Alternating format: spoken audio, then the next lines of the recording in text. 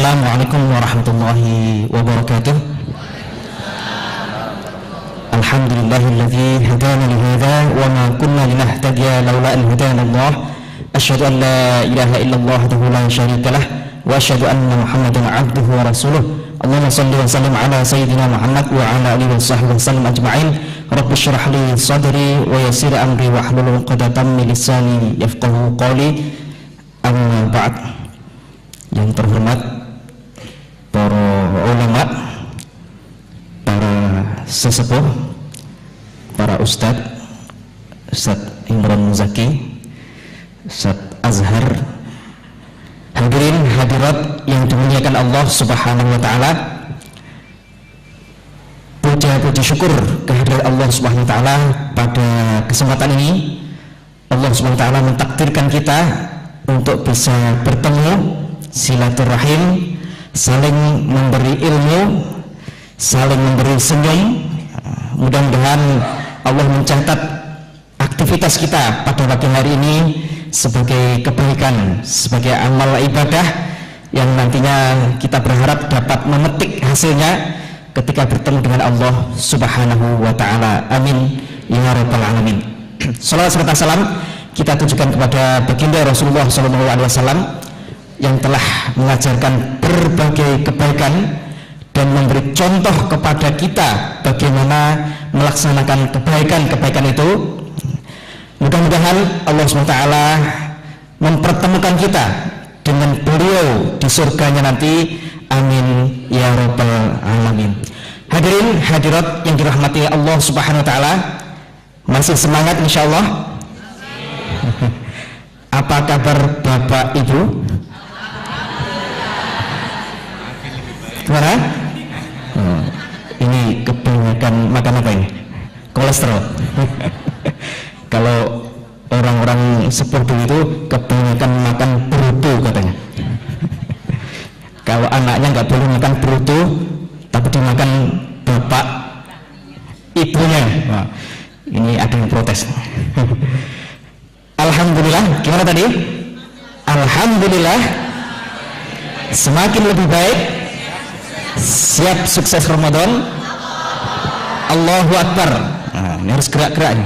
Kalau nggak gerak-gerak semakin khusyuk nanti. Kalau khusyuk sujud.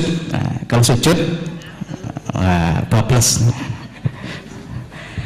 Baik, hadirin hadirat yang dirahmati Allah Subhanahu wa taala, tentunya berbeda dengan psikolog. Psikolog biasanya ngajak kita main-main dan main-main untuk semangat melakukan kebaikan. Tapi kita ngambil semangat psikolog untuk kita terapkan dalam mempelajari ilmu-ilmu agama, khususnya yang berkaitan dengan Ramadan. Tentunya kita ingin tetap semangat mengkaji ilmu-ilmu Allah Subhanahu wa taala, kemudian bagaimana kita menerapkannya dalam kehidupan kita sehari-hari. Hadirin hadirat yang dirahmati Allah Subhanahu wa taala, tentunya bagaimana kita sukses atau menjadikan Ramadan kita penuh makna. Ada beberapa hal yang paling tidak kita harus miliki. Yang pertama, harus ada husnul tasawur. Apa? Husnul at-tasawur. Husnul itu apa? Baik. Tasawur bukan ingatnya kalau nyaur gitu. Ini karena punya tanggungan ingatnya. Tapi husnul tasawur maksudnya adalah kita perlu meluruskan pandangan kita terhadap Ramadan. Meluruskan pandangan terhadap Ramadan. Seperti apa posisi Ramadan dalam agama kita. Kemudian bagaimana keutamaan Ramadan dan seterusnya. Itu barangkali tadi sudah banyak disinggung oleh Ustadz Imran Muzaki. Paling tidak saya mengutarakan satu hadis tadi yang sudah disinggung juga sebagian oleh Ustadz Imran Muzaki. Rasulullah SAW pernah bersabda dalam sebuah hadis, "Idza kana awwala lailatin min Ramadan sufidatis syayatin wa maradatul jin wa ughliqat abwabun nar falam yuftah minha syai' wa futihat abwabul jannah falam yughlaq minha syai'. Paham kan? Oke. Tadi sudah dijelaskan oleh Ustaz Imran. Saya ulangi aja sebagian. Artinya, idza kana awwala lailatin min Ramadan, awal malam pertama. Napa? Malam pertama Ramadan, nggih, bukan malam pertama yang lain. Ini yang masih pengantin-pengantin baru ingat yang lain. Tapi awal malam Ramadan, kalau datang malam pertama Ramadan, sufidatis syayatin, setan-setan itu dibelenggu. Demikian juga wa maradatul jin, dan jin-jin yang pembangkang.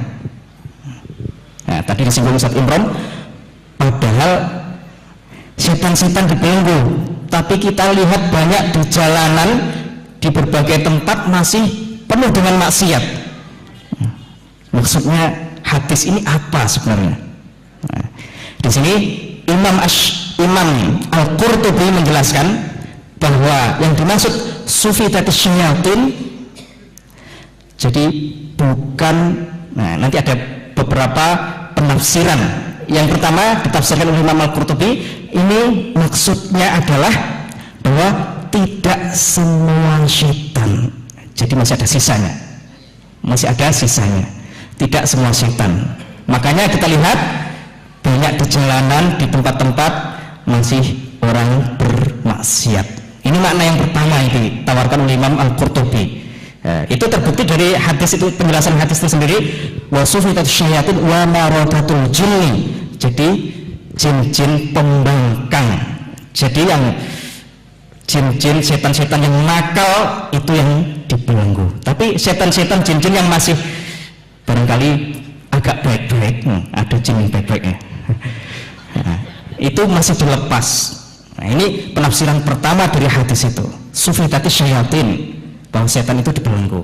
Tapi ada penafsiran yang kedua, bahwa yang dimaksud sufidatis syayatin adalah dibelenggunya setan itu maksudnya adalah taklil asyurur.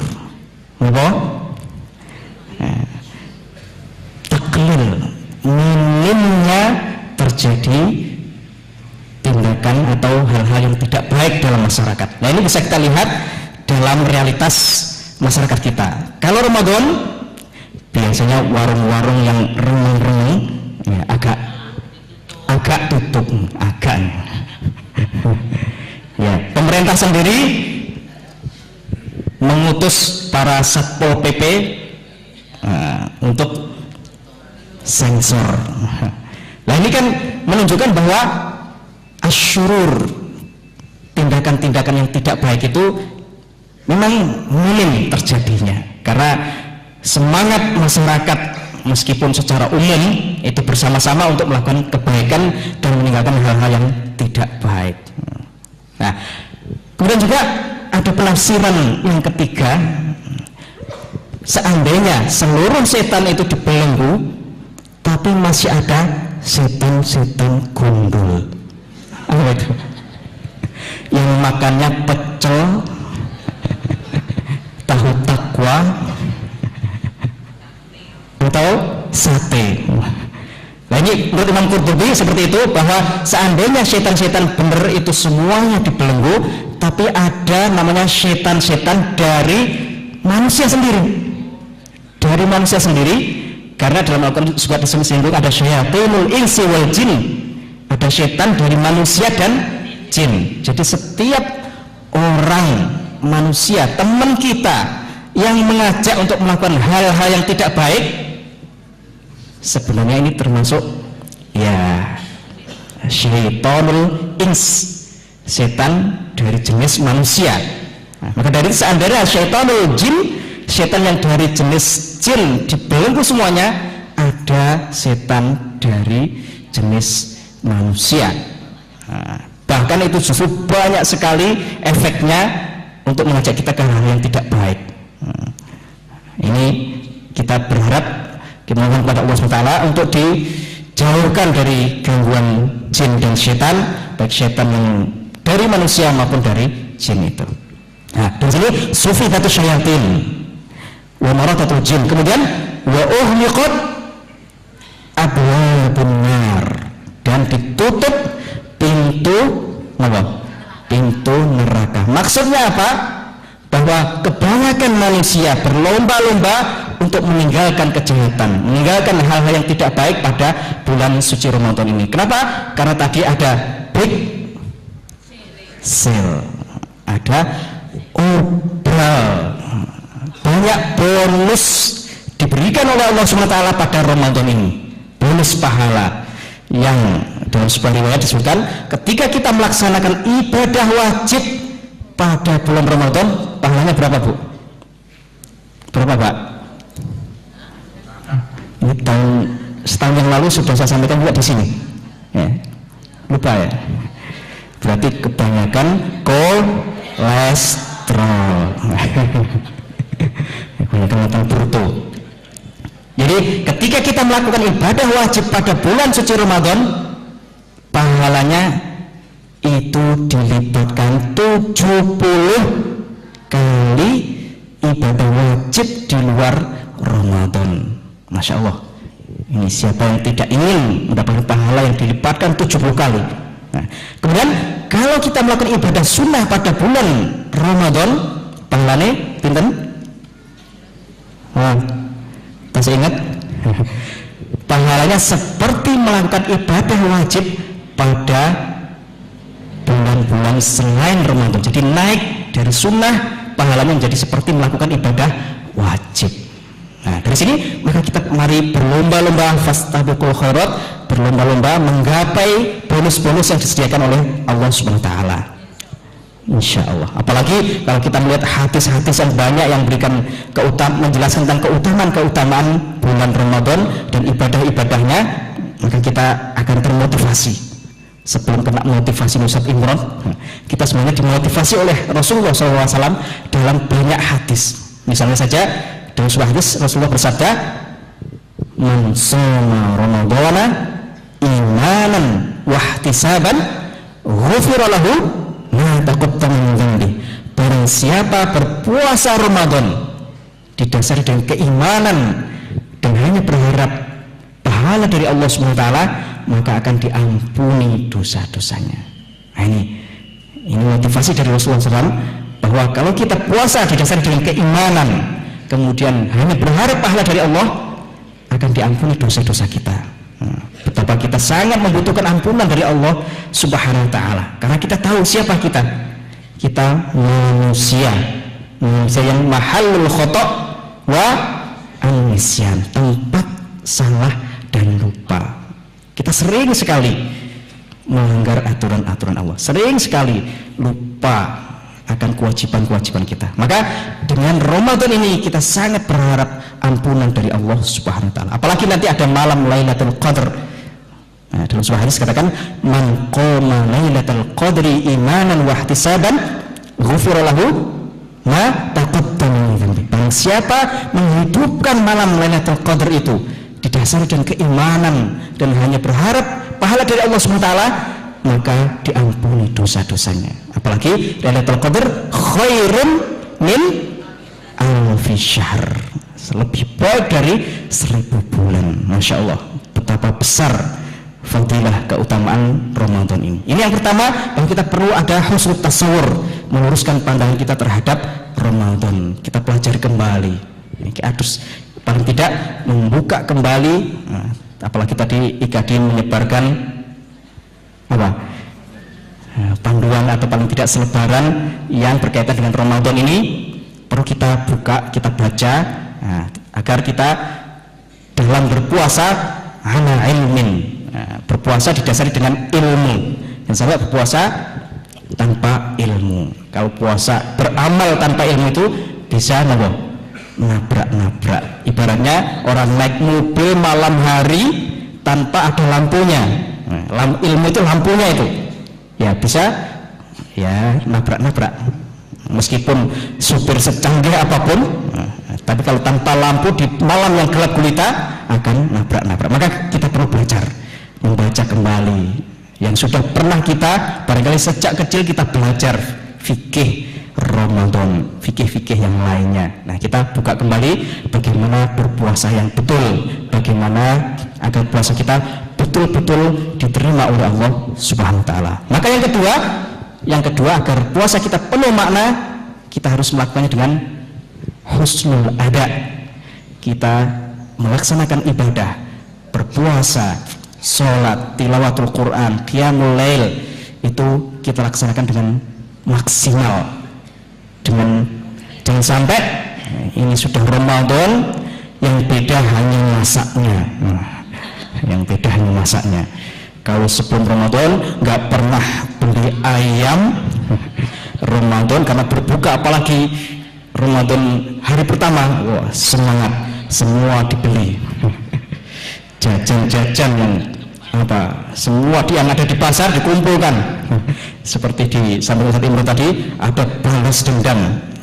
Kita tidak ingin, boleh kita belanja dan yang lainnya, tapi dalam rangka untuk semangat beribadah, bukan menggembosi ibadah kita. Karena kalau penuh perutnya pada saat berbuka, biasanya mata ini semakin redup baterainya. Meskipun kalau baterai biasanya baru itu bentar, tapi kalau perutnya penuh, apa yang terjadi?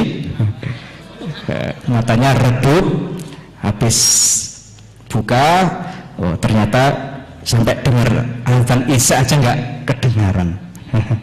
Nah, kalau kedengaran pergi ke masjid, nanti sholat tarawihnya ada yang sujud itu cuma sekali. Ada yang begitu. Soalnya waktu kecil saya begitu. Sujud, orang-orang sudah berdiri lagi, saya masih baru sujud pertama. Ternyata apa? Saking khusyuknya. Saking khusyuknya sujudnya cuma sekali sudah ditinggal sama imamnya. Nah, ini gara-gara apa? Karena tadi balas dendam ketika berbuka. Nah, kita tidak ingin itu. Kita ingin berbuka itu dengan rangka menguatkan kita untuk beribadah. Dari sini, Bapak Ibu yang dirahmati Allah SWT, maka kita perlu husnul ada. Husnul ada, optimalkan ibadah-ibadah pada bulan suci Ramadan ini. Puasanya paling tidak puasa sebagaimana yang disampaikan Imam Ghazali, jangan sampai hanya sekedar puasanya orang awam, sumul awam. Nah, puasanya kebanyakan orang, yaitu apa? Puasa hanya meninggalkan makan minum dan yang membatalkan puasa, tapi anggota badannya belum terjaga, tidak dijaga, matanya tidak dijaga, mulutnya tidak dijaga, telinganya dan yang lainnya tidak dijaga. Ini namanya sumul awam. Tapi kita ingin meningkat menjadi sumul khawas, puasanya orang spesial, orang khusus. Bagaimana puasanya orang khusus? Yaitu meninggalkan makan minum dan yang membatalkan puasa, plus kalau haji ada plus, nih puasa ada plus juga, plus menjaga seluruh anggota badan kita dari hal-hal yang dilarang oleh Allah Subhanahu wa ta'ala. Bahkan ada yang lebih tinggi dari shaumul khawas, yaitu shaum khawasil khawas, puasanya orang khususnya orang-orang khusus, yaitu yang seperti yang dilakukan orang khawas tadi itu, meninggalkan makan minum dan yang membatalkan puasa, plus menjaga anggota badannya dari hal-hal yang dilarang oleh Allah SWT. Ada plus lagi, plus pikiran dan hati kita tidak pernah terbersit dalam pikiran hati kita untuk melakukan maksiat. Masya Allah, ini kalau kita bisa puasa seperti ini, insya Allah puasa yang sangat istimewa. Mudah-mudahan kita semuanya bisa berpuasa dengan shaum al-khawas paling tidak, atau kalau bisa meningkatkan lagi shaum khawasil khawas. Amin. Itu puasanya, kita ingin seperti itu. Kemudian sholatnya, sholatnya jangan sampai sholat Allahu Akbar. Besok bukannya apa ya? Lisannya Allahu Akbar, Allah Maha Agung, tapi ternyata yang diagungkan makanan. Iftarnya apa, sahurnya apa. Nah, kita nggak ingin itu. Kita ingin Allahu Akbar, lisan kita mengagungkan Allah Subhanahu wa taala, pikiran kita juga mengagungkan Allah SWT, hati kita juga mengagungkan Allah SWT, seluruh anggota badan kita juga mengagungkan Allah Subhanahu wa Ta'ala. Itu sholat kita.